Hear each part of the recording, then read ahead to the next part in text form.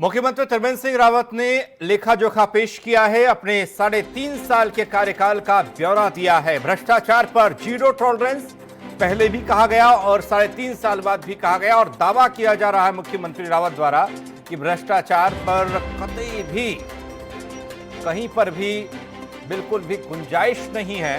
किसानों को ब्याज मुक्त कर्ज दे रही है सरकार, यह भी कहा गया। सीएम द्वारा इस 3.5 सालों में इस पर काम हुआ। सरकार ने स्वरोजगार पर फोकस किया। कोरोना काल मुश्किलों से भरा था, मुख्यमंत्री ये जानते हैं, उत्तराखंड की सरकार ये जानती है और इस कोरोना के काल में बेहतर काम हुआ। कोरोना से बहुत जल्द दुनिया को राहत मिलेगी। कोरोना को कंट्रोल करने में कामयाबी मिली है। 80 से 85% घोषणाएं सरकार ने पूरी की हैं। सेब के उत्पादन पर काम हो रहा है। एमएसएमई को लेकर महत्वपूर्ण कदम उठाए गए हैं। भ्रष्टाचार पर जीरो टॉलरेंस, ये बड़ी बातें उत्तराखंड सरकार के 3.5 साल के कामकाज पर और मुख्यमंत्री ने जिस पर मोहर लगाई है।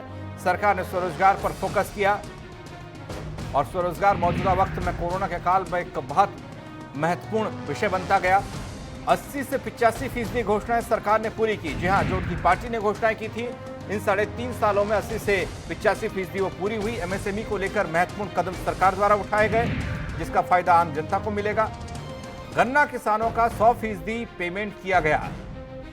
इस बात का जिक्र इसमें है। 3.5 साल में रोजगार मुहैया करा रहे हैं। मुख्यमंत्री ने कहा यह सरकार फैसले लेने वाली सरकार है, काम करने वाली सरकार है। गैरसैंण में पानी की कमी नहीं होने देंगे।